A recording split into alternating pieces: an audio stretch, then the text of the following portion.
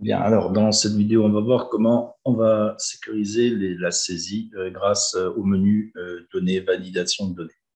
Alors, supposons que dans cette zone, on ait besoin de saisir quelque chose, mais uniquement un type de données précis. Donc, supposons que dans cette zone, on ait besoin de saisir que des entiers, par exemple. Donc, on va aller dans le menu données. Ensuite, on va aller dans le menu validation de données, qui est là. Et à partir de là, on va aller sélectionner le type de protection, ou en tout cas le type d'autorisation qu'on va vouloir donner. Donc là, on veut, par exemple, dans la zone de la cellule C2 à C7, on va vouloir définir la possibilité de saisir uniquement des nombres entiers. Donc ici, on va sélectionner nombre entier. Et après, par rapport à cette définition, on peut définir les règles par rapport à ce type de saisie. Et donc là, vous voyez qu'on peut saisir soit des données comprises entre une valeur et une autre valeur, non comprises entre, égale à, etc. Enfin, donc avoir ici une règle de calcul, de travail, de façon à pouvoir saisir exactement ce dont on a besoin de saisir. Donc là, on va prendre l'exemple de comprise entre un maximum, un minimum et un maximum. Donc, supposons que ici, on veuille saisir des données de 10 à 50. Donc là, on va valider. Et donc, à partir de là, une fois qu'on a mis en place cette partie-là, ici, on va pouvoir saisir uniquement des données qui seront en rapport entre 10 et 50. Donc, si j'essaye de saisir 50, ça fonctionne. Si j'essaye de saisir 10, ça fonctionne. Si j'essaye de saisir 9, là, j'ai un message d'erreur qui m'empêche de saisir. D'accord? Donc, ce qui permet une sécurisation de la saisie. Si j'essaye de saisir, par exemple, 15,5, il m'empêche, puisque ce n'est pas un entier. D'accord?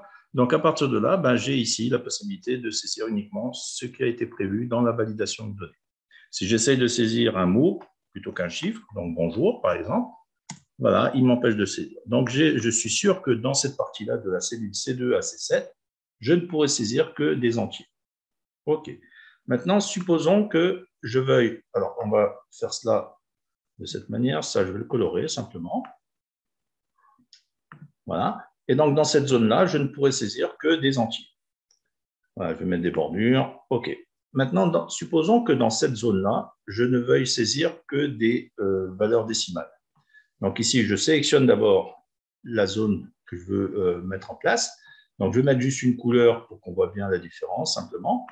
Et à partir de là, je vais repartir dans Données, Validation de données. Voilà. Je reviens dans la partie ici. Donc je vais définir ici le fait de saisir des décimales. Donc là, toujours le même principe. Je peux définir des règles comprises entre, etc., supérieur à. Alors supposons que là, on prenne supérieur à. OK, donc là, je vais prendre supérieur à 25. OK, donc là, je valide. Et là, maintenant, si je saisis, par exemple, 25,5, il accepte. Si je saisis 26, il accepte. Si je saisis 29,14, il accepte.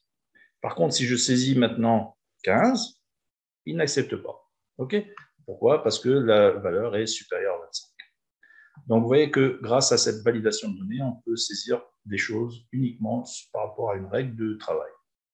Donc, maintenant, on va prendre un autre exemple. Donc, ici, je vais prendre une autre définition et je vais aller dans, cette fois-ci, je vais colorer d'une autre couleur.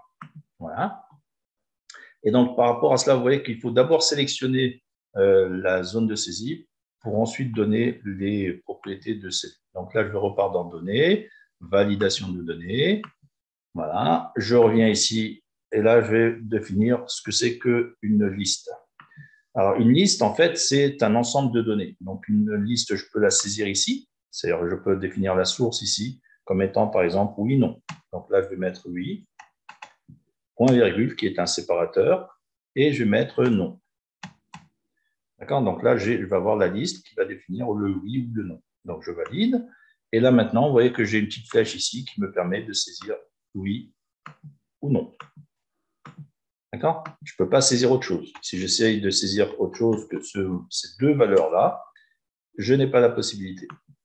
D'accord? Donc, à partir de là, cet endroit où est-ce que j'ai défini la validation de données de liste, je ne peux saisir que des oui ou des non. Bien, maintenant, si on s'occupe de cette partie-là, donc je vais remettre une autre zone. Voilà. Et là, on va définir une zone de saisie avec données, validation de données. Et là, on va définir ici une date. D'accord? Donc là, la date, c'est pareil, hein, c'est toujours les mêmes règles, hein, comprises entre, etc. Et donc, on va définir une date de début. Donc, on va dire que c'est entre le 1er juin 2021 et la date de fin, c'est le 30 juin 2021. Donc, je valide. Là, maintenant, je ne peux saisir que cela. Donc, si je mets ici une date qui est le 15 juin 2021, il accepte. Si je mets le 15 juin 2022, il le refuse. D'accord?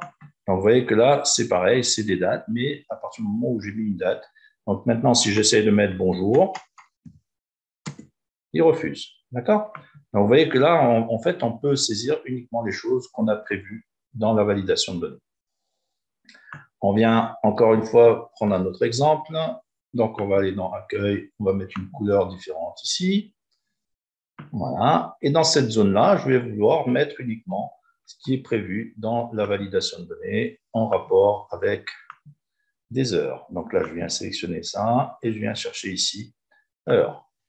Alors là, c'est pareil, il y a toujours les mêmes genres de règles, hein, d'accord? Et ici, on va dire qu'on veut entre 10 heures, donc 10, 2.00 et 14, 2.00. D'accord? Donc là, je vais pouvoir saisir ici, par exemple, 11 heures.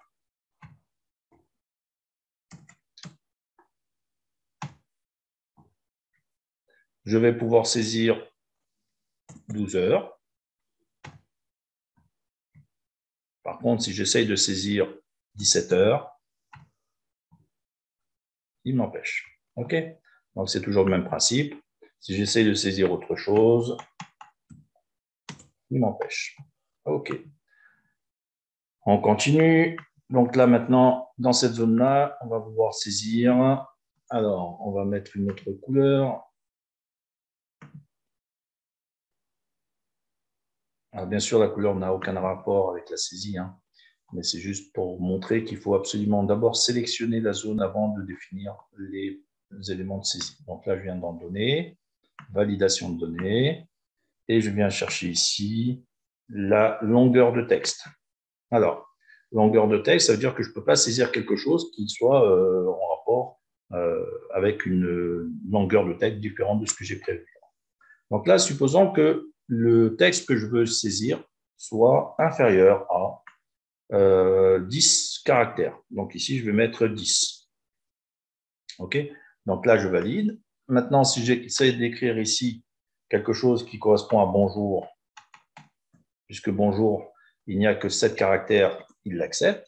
Si j'essaye d'écrire autre chose, bonjour tout le monde, là, il y a beaucoup plus que 10 caractères. Vous voyez que là, il me refuse.